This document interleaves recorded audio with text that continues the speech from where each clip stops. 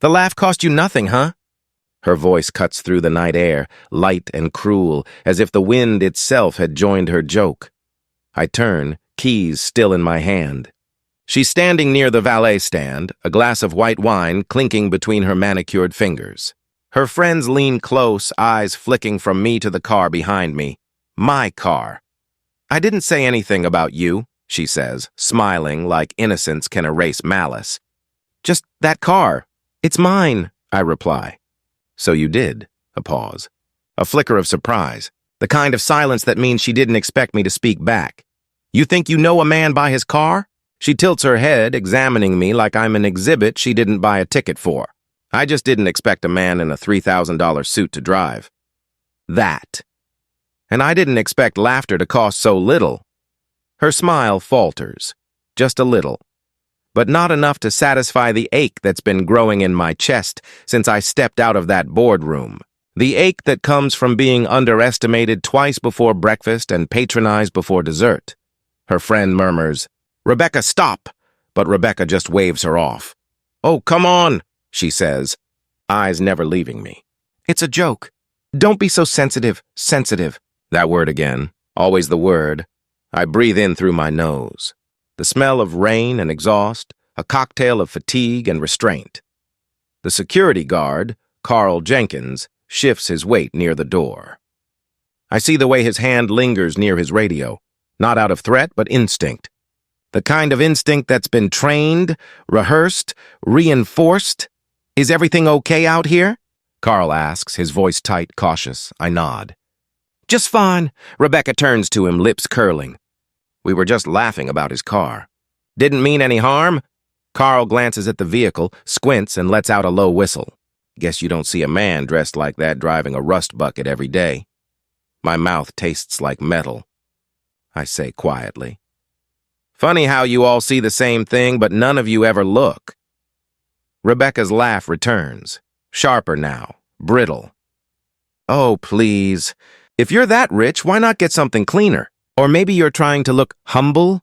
Her tone drips with sugar and venom. "I don't need my car to speak for me." "Well," she says, "it's saying plenty."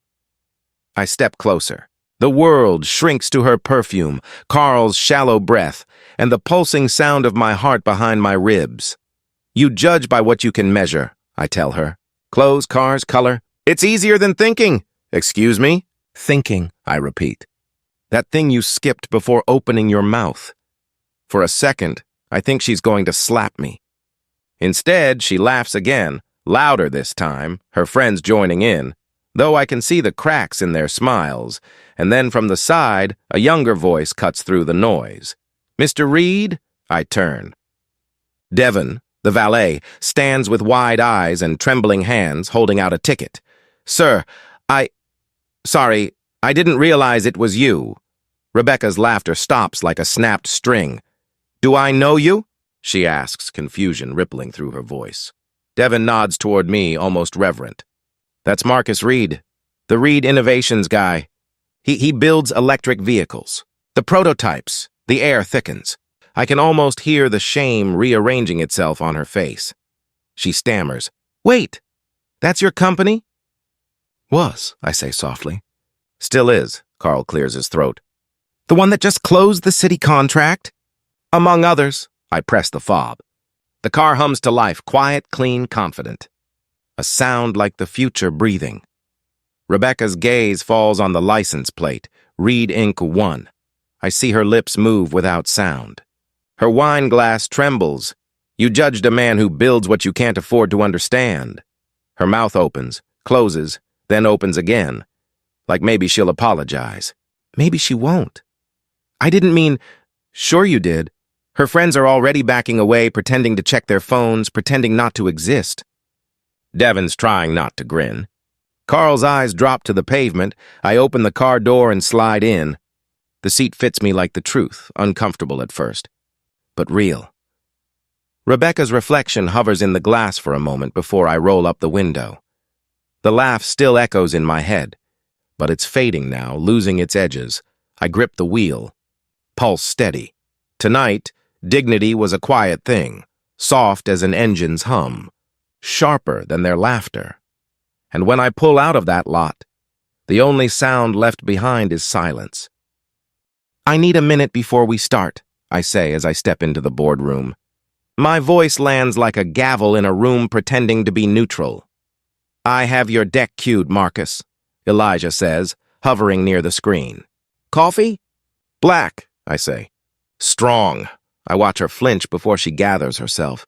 Rebecca sits 2 seats down, spine stiff, eyes trained on a point just past my shoulder. The room hums with the guilty electricity of people who want a resolution they didn't earn. Linda clears her throat. We're here to finalize the partner briefing and address. Last night, address, I echo. The word tastes like a bandage placed on a broken bone. Rebecca speaks before I sit. I didn't mean anything racial, I swear. You don't have to say the word to make it feel that way. I was joking, she says. It was a misunderstanding. You mistook my patience for consent, I say. That's a common mistake. Elijah sets the coffee by my hand and retreats, eyes wide. I breathe around the steam, let the bitterness steady me. I feel the old bruises, every room where my competence arrived before I did and had to stand guard. Linda folds her hands. We can resolve this professionally. An apology, acknowledgement, and we move forward. The company can't afford what? I ask. Clarity? We have a briefing in 20 minutes, she says. We need alignment. I'm aligned, I say. Rebecca's voice thins. I'm sorry, okay? I truly am. I didn't know who you were. There it is, I say. Not I didn't know what I was doing. Not I didn't consider how my laughter lands on a black man in a white winter. Just, I didn't know who you were. That's not fair, she says, color rising to the surface like a confession. I wasn't thinking like that. You were thinking like Habit, I say. Habit is a quiet author. It writes the parts of us we don't read, Linda interjects. We're veering into moral philosophy when what we need is closure. Professional closure? I ask. Is that the kind where we sweep everything into a marketing statement and call it a day?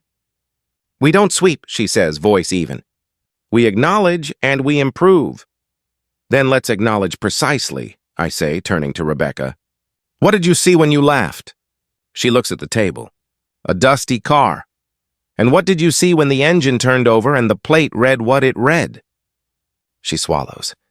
Power. I see, I say. So the joke stopped being funny when you realized who was allowed to laugh. You're blowing this out of proportion, she snaps, as if the air itself misquoted her. No, I say. I'm giving it its true size. Silence spreads, heavy as wet wool. I hear the faint whir of the air vent, Elijah's careful typing, someone's foot tapping under the table. My ribs feel like a locked vault, holding the parts of me that have had to survive every polite injury. Linda exhales. Marcus, the partnership needs your leadership. Your voice is critical to the briefing. We can arrange restorative steps afterward. Afterward never comes, I say. Afterward is where apologies go to retire. I'm apologizing now, Rebecca says. I said I was sorry. For what? I ask. Name it. For making a joke, she says. For not considering how it would land. On whom? I press. On you. On me as what? She hesitates, eyes darting.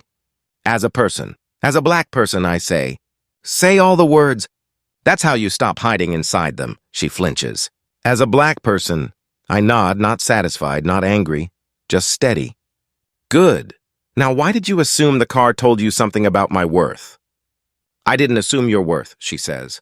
I assumed your priorities, which is a softer word for worth you could say out loud without hearing yourself say it, I reply. Elijah breaks the tension with a gentle offering. Do you want water, Mr. Reed? I want truth, I say, but I'll take water. He moves, quick and quiet.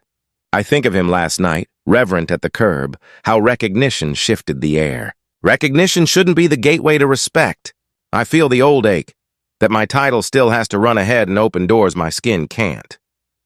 Linda leans forward. We need to outline next steps, training, a formal apology, a statement denying intent. Stop, I say. Intent is the tax shelter of harm. That's a strong claim, she replies. It's a simple one, I say. You can hit me by accident. My ribs will not invoice your intentions. Rebecca's voice softens. I didn't grow up like this. I don't see color. I laugh once, not kindly. Color sees you, it sees me. It sees where we stand when the laughter starts, and it sees who gets to call it a misunderstanding. I'm trying, she says. Right now. Trying looks like listening, I say. Listening looks like asking what would repair, not what would quiet. What would repair? She asks, small now, but not broken. I catch a pulse of sincerity under the scramble. Accountability, I say. Not because I need it, because the work needs it. If the people shaping our image can't see people, what are we really selling? Linda nods slowly. You're asking for structural change, reviews, accountability pathways, consequences tied to culture metrics. I'm asking for honesty, I say. Processes are just honest habits with paperwork. Elijah sets the water by my hand. I drafted a note if you want it, something to set expectations for the partner room. Read it, I say. He clears his throat. We will present with candor. We do not sanitize mistakes. We correct them. Our brand is not a costume for decency, but a practice of it. I feel something uncoil. Keep that. Rebecca looks at me. What do you want from me specifically? An apology that doesn't ask me to do emotional labor inside it, I say. One that doesn't turn me into your absolution. And a commitment that when you shape language for this company, you remember that language lives in bodies. She nods, eyes wet in the way of someone shocked by their own reflection. I'm sorry for treating your dignity like a punchline. I'm sorry for seeing value only when I recognized your name. I'll do the work to know why that felt normal to me. I let the words sit. I don't rescue them or set them on fire. That's a start. Linda checks the clock. 8 minutes. Then we use them, I say. Elijah, add a slide at the end called practice. Not posture. Bullet the commitments. Training with outcomes. Anonymous reporting with teeth. Leadership modeling. Not memos, but behaviors. On it, he says. Rebecca wipes her eyes with the edge of her sleeve. Do you want me in the room, Marcus? I want you in the work, I say. If the room helps, come. If you're coming to manage optics, don't. I'll come to here, she says. Then come to risk, I reply. Hearing is cheap. Risk costs, Linda tilts her head. And during the briefing, if this comes up, I'll say what I said, I answer. We do not sanitize mistakes. We correct them. We don't posture. We practice. The door handle clicks as someone tries the room and then leaves when they hear our silence. I take a long drink of water. It goes down like a decision. Rebecca speaks into the quiet. Thank you for not humiliating me. I'm not in the humiliation business, I say. I build vehicles. They carry weight. So do words. I understand, she says, and for once I think she might. Linda gathers her notes. Ready? As much as I ever am, I say. Elijah cues the screen. Slide one up, I stand. The table edge presses into my palms, a reminder that the line between message and messenger is razor thin. The laugh from last night hovers somewhere near the ceiling, then loses its footing and falls away. Let's go sell the truth, I say, and open the door. They're saying you embarrassed her on purpose. Elijah's voice barely carries over the hum of the espresso machine. He glances around the break room like the walls have ears, which, in this office, they do. Who's they? I ask. He shrugs. Everyone, marketing, comms, even HR. I laugh once, dry. HR's still mopping up from yesterday. They should keep their hands off gossip and on policy. He leans closer. Marcus, you can't fight whispers. They spread faster when you chase them. They think silence keeps things polite, I say. It only keeps things rotten, he sighs. I get it, man. But pick your battles. I already did. Someone walks in. Two someones, actually.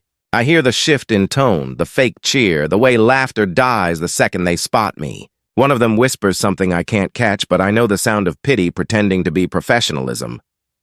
Morning, I say. Morning, they echo, voices brittle. One drops her spoon. The other smiles too long. When they leave, Elijah mutters, See? You scare them now. I didn't scare them, I say. I interrupted their comfort. He looks at me like I'm daring gravity to stop working. You know what they're saying, right? That you pulled the race card. That you used what happened to make Rebecca look bad. I feel my jaw tighten. She made herself look bad. Doesn't matter what's true, he says. What matters is what sticks. I sip my coffee and taste resentment. Mine, not theirs. It's bitter and familiar.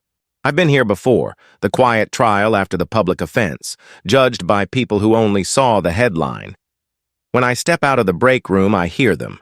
The whispers snake through the hall like static. He humiliated her in front of everyone. He's using that diversity card again. I heard HR had to calm her down. I bet he'll sue. Every word lands with the precision of a dart. None hit my back. They aim for my name. I keep walking. I count the steps to stay calm. 10 to the elevator. 3 to the glass wall. 4 to the boardroom door.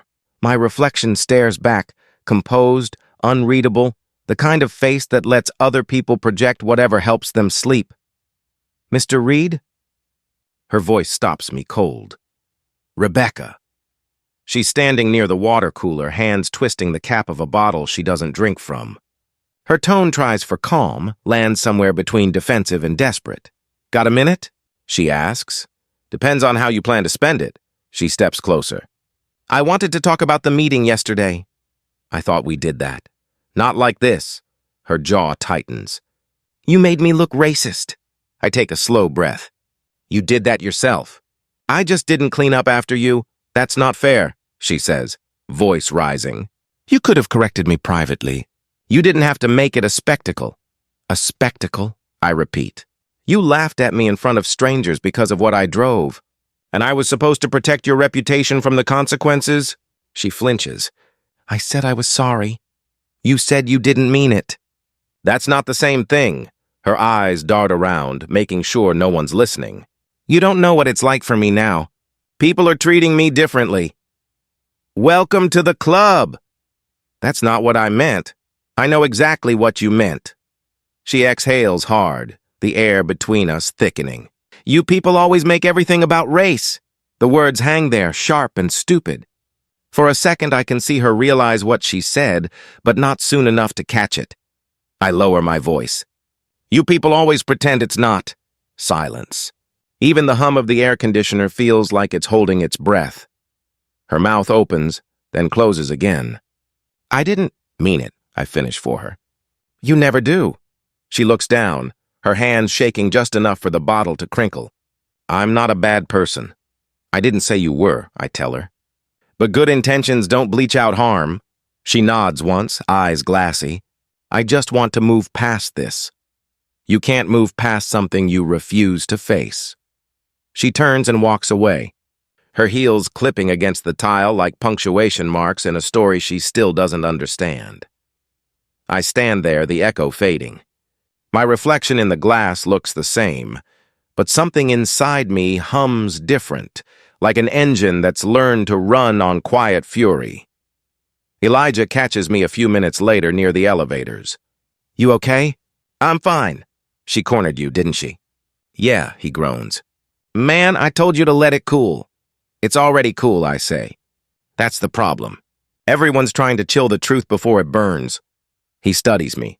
What did she say? Nothing new. Just the same old melody played on a different mouth. He shakes his head. You're not going to win this one. I don't need to win it, I say. I just need to stop pretending I didn't hear it. The elevator dings. I step inside, doors sliding shut on the hum of whispers. For a moment, I catch my reflection again. Tired eyes, straight shoulders, jaw steady. The ride down feels slow, deliberate. Every floor that passes reminds me that silence was never safety. By the time the doors open, I already know the network will keep whispering.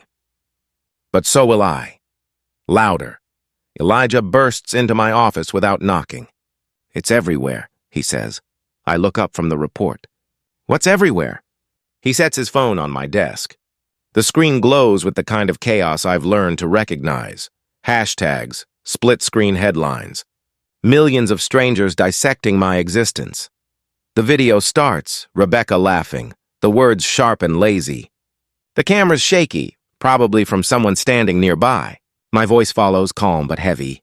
I didn't expect laughter to cost so little. Then Devin's voice, that's Marcus Reed. The silence after that line stretches even through the screen. I pause the video. Who leaked it? Does it matter? Elijah says, "It's gone viral. Every outlet's running it." Half the comments think you're a hero, the other half think I'm a threat, I finish. Predictable math? He nods slowly. Sasha Dean from the Tribune wants an interview. Says it's about leadership, not scandal. Which means scandal disguised as leadership, I say. Do you want me to decline? I stare at the frozen frame, her face mid-laugh, mine mid-breath. The soundless moment of being reduced to a symbol again. No, let her come. When Sasha arrives, she's polite in the way reporters are when they already know what headline they want. "Mr. Reed," she says, shaking my hand. "Thank you for agreeing to talk. I know the past 24 hours have been intense." "Intense is one word," I say. She smiles tightly, setting up her recorder. The video's been viewed 7 million times. People are calling it everything from a masterclass in dignity to a public shaming. What's your reaction? I didn't film it. I didn't post it. But I lived it. Do you think it's fair that she's facing so much backlash? Fair, I repeat. Funny word. When it's about her, it's fairness. When it's about me, it's overreaction. So you don't want her fired? No, I say. I want her honest. Sasha blinks. Honest? She built a narrative of who I was in 10 seconds based on a car and a color. Honesty means owning that, not hiding behind PR statements and hashtags. She hesitates. Some people say you could have diffused the moment quietly. I could have, I say. But quiet is how this kind of thing survives. She studies me. You seem remarkably calm about all this. I've had practice. A long pause hums between us. She leans forward, lowering her voice like she's offering empathy. Do you think America will ever move past this kind of tension? I meet her eyes. Not if we keep calling it tension instead of truth. Her pen stops moving. The interview runs that evening. By midnight, my inbox is full. Messages of solidarity, messages of rage, messages asking me to educate them kindly. Then the phone rings.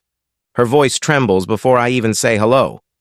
"Marcus," Rebecca says, "you could have stopped this." I close my laptop. Stopped what? The video. You could have told them to take it down, or said something to calm people. I'm getting threats, do you understand? People are calling me a racist. I didn't call you anything, but you let them think it. I let them see it, I say. Her breath catches like I've hit a bruise she thought she'd hidden. You don't know what this feels like. I do, I say quietly. You just never believed it when I said so. This isn't justice, she says. It's cruelty. What you're feeling is accountability. It just wears the same clothes. You could have too. That night, I add. Silence. Then a soft, broken whisper. I didn't mean it. You never do, I say, and end the call. Elijah texts me a few minutes later. They're debating it on every network. You want me to pull the feed? No, I reply. Let them talk. Maybe for once they'll listen by accident, but I know better. I scroll through the comments anyway, like a man touching a wound just to confirm it's still there. Why does he have to make it about race? One reads. He's weaponizing his identity. This is reverse discrimination. The words blur, familiar as old scars. I lean back in my chair, the screen light washing over my hands. The world keeps spinning louder, faster, pretending not to understand itself. My reflection stares back at me from the dark glass. Tired, steady, unwilling to disappear, I whisper to the silence. To the millions who watched but didn't see, because it always was. The courtroom smells like coffee and nerves. My palms rest flat on the table, fingers still. Across from me, Rebecca sits between her lawyers, her eyes rimmed red, hands folded too neatly, like guilt disguised as grace. Daniel leans toward me. You ready? As I'll ever be, I say. He nods, adjusts his tie, then looks at me the way a surgeon does before the first cut, steady, deliberate, without apology. Judge Harper clears her throat. We'll begin. Ms. Hayes, your counsel may proceed. Her attorney stands, all polished indignation. Your Honor, my client has suffered immense emotional distress as a result of Mr. Reed's actions. He allowed a private moment to become a viral spectacle. destroying her reputation. I can almost feel the eyes behind me, journalists, employees, strangers who learned my name from headlines. The lawyer continues. He could have stopped the spread of that video. He chose not to. He weaponized perception. That's defamation, plain and simple, I whisper to Daniel. They make silence sound like a crime. He whispers back, just wait. Rebecca's attorney gestures toward me. Mr. Reed turned an awkward misunderstanding into a national scandal. Does that sound like restraint to you? Judge Harper raises an eyebrow. You'll get your turn, Mr. Cole. Daniel stands. My client didn't leak that video. He didn't amplify it. He simply existed in it, calm, measured, dignified. The tape speaks louder than any witness here. The judge nods. Proceed with testimony. Daniel faces me.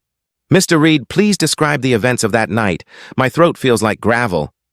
I left a restaurant after a meeting. Walked to my car. A woman I didn't know was laughing with her friends. Laughing at what? At my car. He pauses. And what did she say? She said she didn't expect a man in a $3,000 suit to drive that. And you replied? I asked if she thought she could know a man by his car. Daniel's voice softens. Why didn't you react with anger that night? I take a breath. Because anger wouldn't have been recorded the same way laughter was. The room goes still. I can hear the scratch of the court reporter's pen. Explain that, Daniel says. If I'd raised my voice, I wouldn't have been a man defending his dignity. I'd have been another headline, a threat. I've lived long enough to know which emotions are permitted on a black man's face. Rebecca shifts in her seat. Her lawyer objects. Speculation. Judge Harper waves it off. Overruled. Continue. Daniel nods to me. What happened next? I told her I didn't expect laughter to cost so little. Then Devin, the valet, recognized me. Said my name. The tone changed after that. How? She stopped laughing. I meet Rebecca's eyes. She looks away. Daniel steps closer. Did you post the video? No. Did you ask anyone to? No. Did you profit from its circulation? No, he nods. Thank you. No further questions. Rebecca's lawyer stands, sharp and eager. Mr. Reed, you're a public figure, correct? In some circles, yes. And public figures understand how media works. You knew this could go viral. I knew nothing except that I was tired, I say. You could have contacted the outlets to clarify your stance. I could have, I say. But then I'd be defending myself for being insulted. The lawyer leans in. You enjoyed the attention, didn't you? You liked being the calm hero in the story, I stare at him. I liked being left alone, he smirks. You expect us to believe you had no part in this? No moral agenda? No intent to embarrass? I didn't need to embarrass her, I say. She did that work herself. The smirk fades. No further questions. Judge Harper glances at Rebecca. Miss Hayes, would you like to speak? Rebecca hesitates, then stands. Her hands tremble. I never wanted any of this. I didn't mean to hurt him. Daniel rises. But you did. And you laughed while doing it. Her eyes well up. It was a joke. I was drinking. Everyone laughed. I didn't think... That's the problem, I say quietly, not meaning to speak aloud. The room hears me anyway. Rebecca wipes at her tears. I've gotten death threats. My parents won't talk to me. I can't go online without people calling me a bigot. Daniel asks, do you believe Mr. Reed owes you an apology? She nods. Yes, for letting me be destroyed. He tilts his head. Destroyed by what, truth or consequence? She starts to respond, then stops. Her lip trembles. I just want my life back. The judge adjusts her glasses. We all do, Ms. Hayes. We all do. Silence fills the room like smoke. After a long pause, Judge Harper speaks. This case lacks merit. The suit is dismissed. Rebecca exhales sharply, part sob, part disbelief. Her attorney begins to protest, but Harper cuts him off. This courtroom is not a forum for regret. It's for evidence. Case dismissed. The gavel strikes once. I don't feel triumphant. I feel emptied, like justice borrowed my strength for an hour and left me with nothing but echoes. Rebecca stays seated, shoulders shaking. I almost say something, some small mercy, but I stop myself.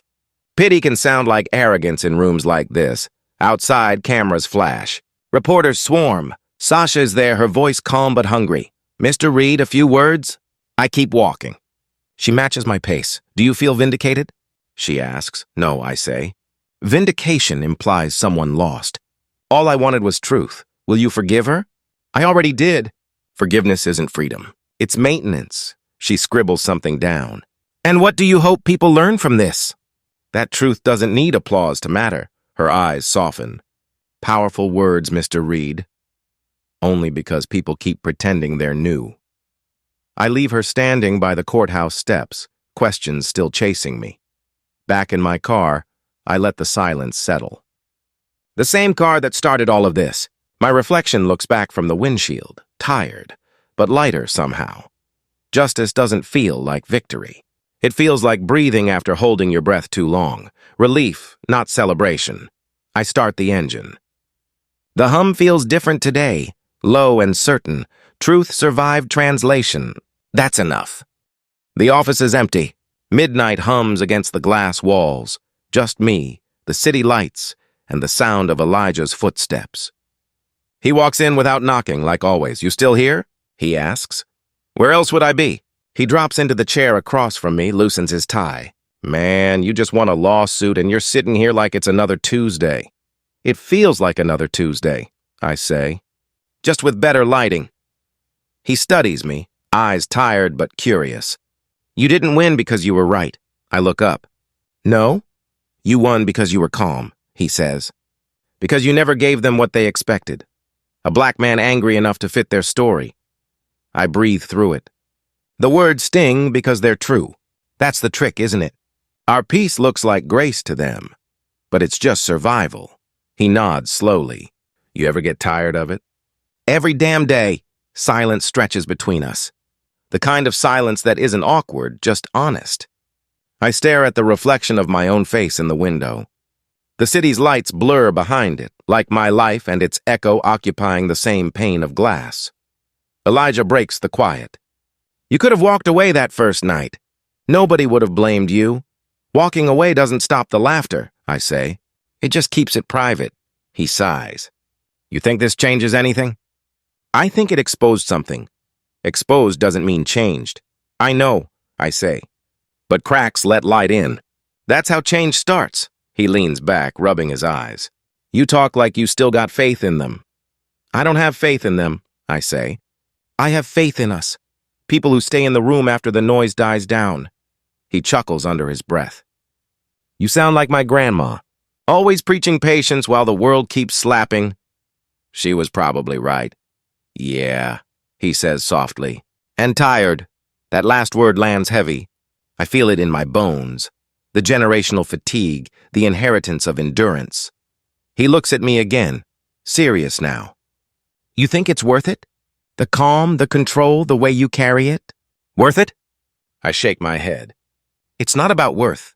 It's about necessity. I don't get to fall apart.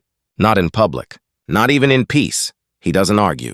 He just nods, slow, like he's tallying the cost of what we both know too well. The door creaks. Sasha steps in, her press badge still hanging around her neck. I figured you'd be here, she says. I didn't want to call this late. Elijah let you in? I ask. He was guarding the door like a brother with opinions, she says, half smiling. He grins. That's accurate. She turns to me. I came to say thank you. That quote from the courthouse, truth doesn't need applause to matter. It's everywhere. My readers can't stop sharing it. I look at her, unsure if it's gratitude or guilt I feel. Quotes don't fix anything. They just make people feel like they understand. Sometimes understanding starts that way, she says. Sometimes it's just a spark. I've seen sparks die in the rain, I tell her. Good intentions get wet too easily. She sets her notepad down. You think I wrote it for them? Didn't you? I wrote it for me, she says quietly. Because I didn't realize how often I flinch around the truth until you said it. Her honesty catches me off guard. For the first time in days, I feel the wall inside me soften a little. I don't want to be a symbol, I say. Symbols get quoted, not heard. Then don't be one, she says. Be loud instead. I shake my head. Noise doesn't scare them anymore. They've learned to tune it out. Then make noise they can't ignore, she says. Change doesn't happen through shame. It happens through persistence, through exhaustion, I murmur. She nods. And through people like you who don't stop talking when everyone else is comfortable again. Her eyes meet mine. Keep talking, Marcus. They're finally listening. I don't answer right away. I stare past her into the reflection in the window, the one where my face overlaps the skyline. For a second, it looks like I'm part of the city, stitched into its glass and steel, too stubborn to disappear. Elijah stands, stretching. I'm grabbing us something to eat before you start philosophizing again. Bring something strong, I say. Something that tastes like peace, if that exists, he smirks. If it does, it's probably overpriced. When the door closes behind him, Sasha lingers. Can I ask one last question? Depends. When you look at all this, the trial, the backlash, the noise, what do you see? I exhale slowly. A mirror. Cracked but still reflecting. Her expression softens. And what do you see in it? Me, I say. Still standing. She nods, slips out quietly, leaving the faint smell of rain and ink behind her.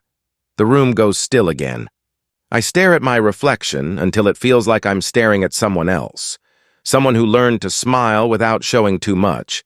Someone who's still deciding whether calm is power or surrender. I whisper to the glass.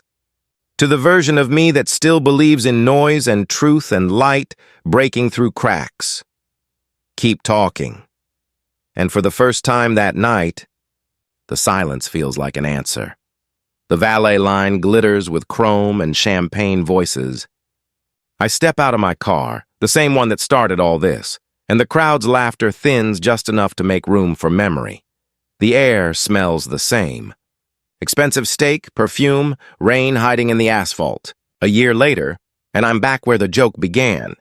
Mr. Reed! A man in a velvet blazer waves me over. The board is inside. Congratulations on the humanitarian award. Thank you, I say, shaking his hand. Though I'm not sure humanity's learned much. He laughs like I meant it as a joke. Most people do. Inside, the light is gold and soft, the kind designed to flatter guilt. Investors toast to impact. Photographers circle for sincerity, and I play my part. The man who turned humiliation into branding. I find a quiet corner because quiet still feels like mine. That's when I hear her voice. Marcus? It's small, almost swallowed by the music. I turn. Rebecca stands near the bar, holding a glass of something she hasn't touched.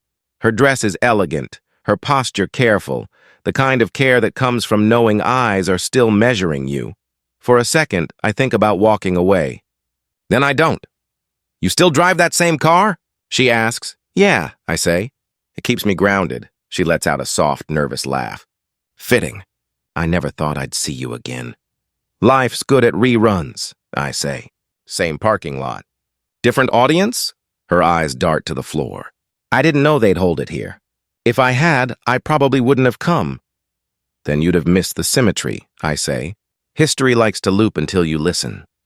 She takes a sip, the glass trembling just enough for me to notice. I followed what happened after. The interviews. The panels. You've become a voice. I became a reminder, I say. A mirror people only look at when they feel brave. Her face folds with something. Remorse, maybe. Or exhaustion pretending to be it. I lost my job, you know. Not right away, but eventually. I heard. I deserved it. Maybe, I say. Maybe not. Depends on what you learned. I learned that apologies don't rebuild what ignorance breaks, she says quietly. I learned that shame doesn't fix harm. That's something. She meets my eyes. Do you ever forgive me? The question lands heavy, and I feel the old ache try to rise.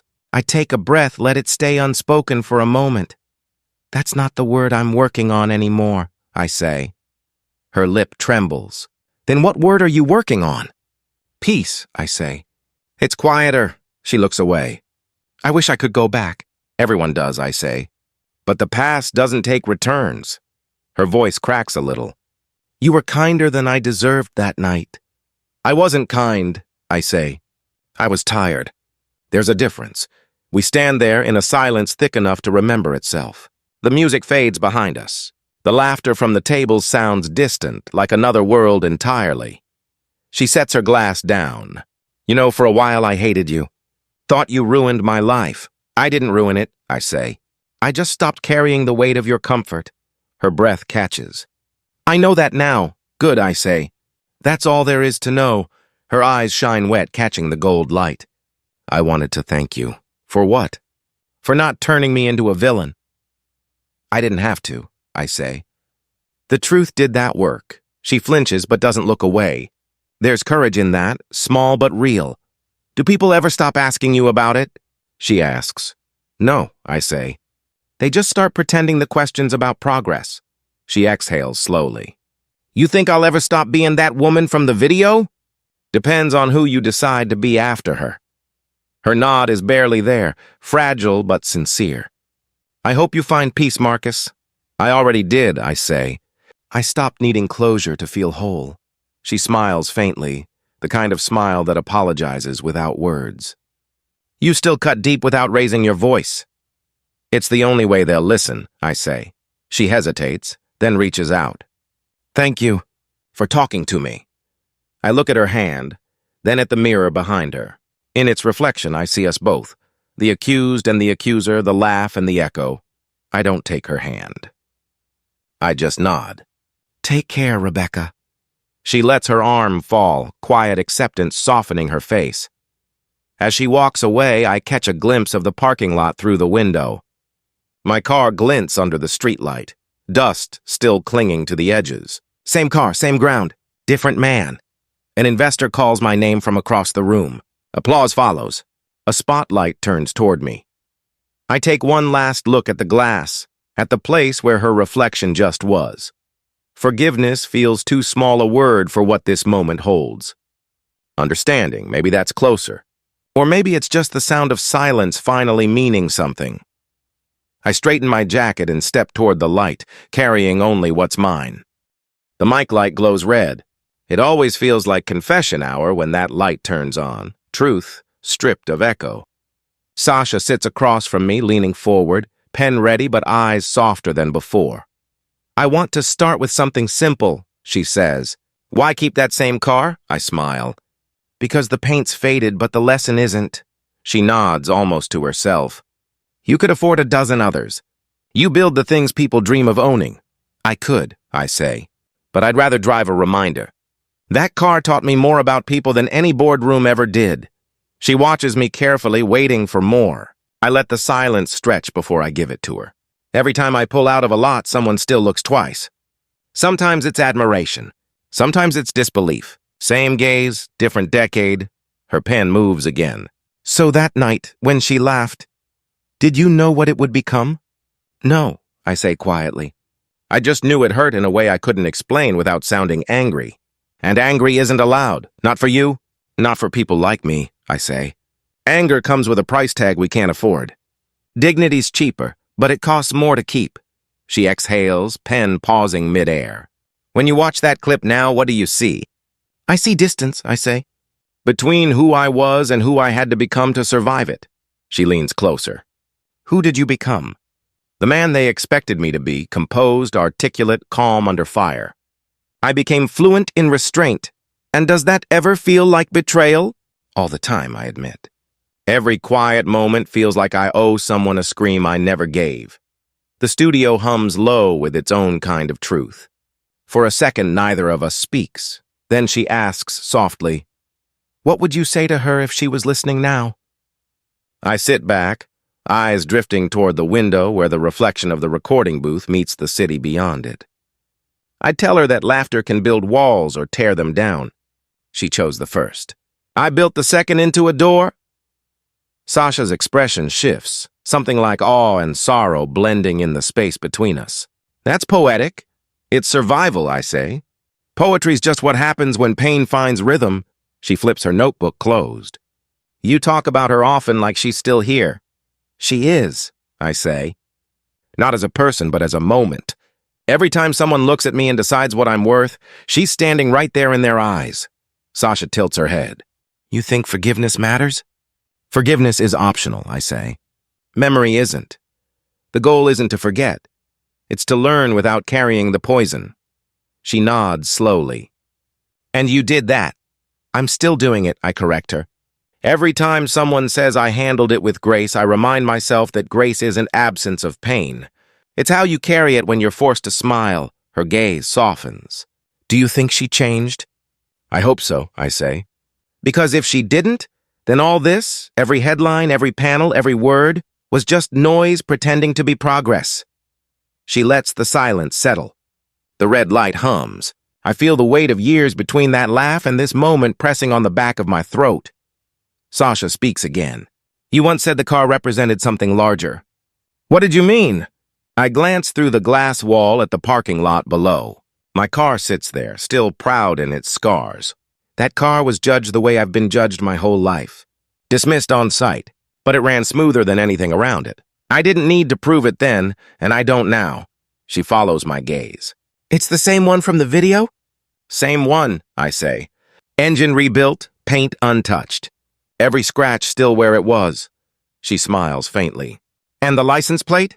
Still reads Reed Inc. 1. I can't help but grin. Scratched but intact. Kinda like me, Sasha laughs quietly. You kept the symbol. I kept the truth, I say. They laughed at what they didn't understand. Now they can see what respect sounds like.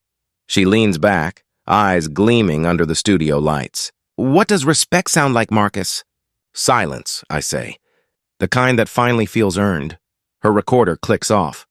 I think that's the ending, she whispers. It's not an ending, I tell her. It's a continuation. Endings are for people who get to stop explaining why they deserve to exist. Sasha studies me for a long moment. You know, you've turned that parking lot into a parable. I shake my head. No, the world did that. I just drove away from it, she smiles. A real one this time. You ever think about changing the plate? I look out at it again. The metal glinting, the letters still spelling out everything I've built, everything I've endured. No, I say. It's my reminder that identity can't be repainted.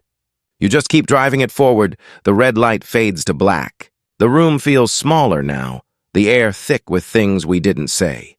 I stand, stretch, and glance at the reflection in the glass. For a second, I see myself the way they saw me that night. Black man, old car, easy target. Then I blink and see what I've always been trying to show them. Architect, survivor, mirror. I pick up my keys. You know, I tell Sasha, the funny thing about that laugh is that it taught me something. What's that? Not all after wounds, I say. Some just reminds you where the scars are. She nods, quiet. As I leave, the sound of my footsteps echoes down the hall, steady, unhurried, familiar.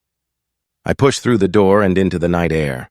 The car waits for me, faithful as ever. The scratches catch the streetlight. Each one shining like proof that I was never broken, just marked by memory.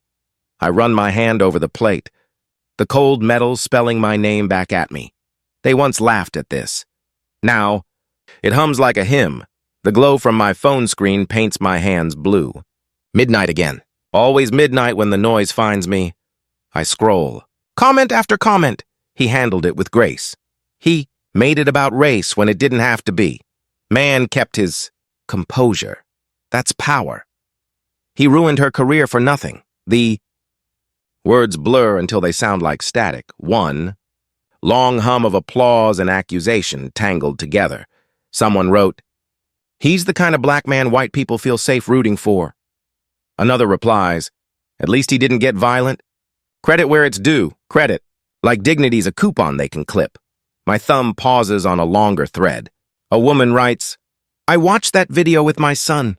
He asked me why everyone laughed before they knew who he was. I didn't have an answer." That one hurts and heals at the same time. Truth usually does both. I lean back, exhale slow. The room feels smaller than it is, quiet, but crowded with every voice that's ever tried to define me. The world talks like it knows the weight of something it's never carried. I scroll again. She deserved it. She apologized. Everyone's too sensitive. Now. Maybe he just wanted attention. Attention?